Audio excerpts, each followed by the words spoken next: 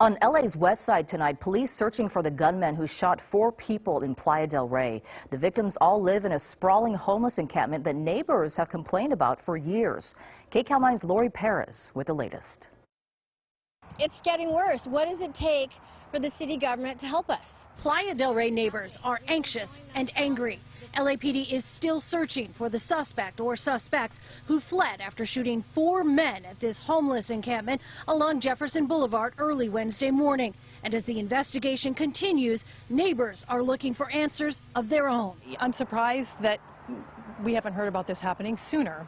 They say they've been begging for help with this growing line of RVs parked beside the Bayona Wetlands Ecological Reserve. On this night, we counted 38 campers. Locals say there have been many more. Right next to protected land, they regularly see drug use, pollution.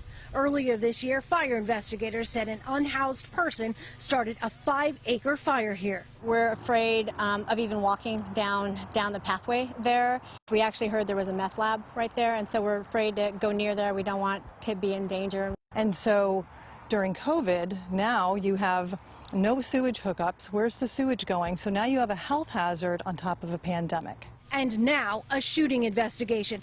LAPD said just after 5:30 Wednesday morning, a suspect or suspects approached the victims on Jefferson Boulevard, opened fire, and then sped off. LAPD has confirmed all 4 of the men shot lived in the homeless encampment, but added the shooting does not appear to be related to that fact.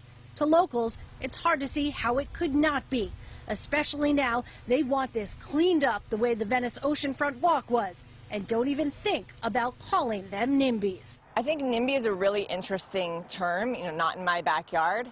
I don't know anybody who wants in their backyard people being shot in the early morning, fires being randomly set, people passed out with needles strewn about. Who wants that in their backyard?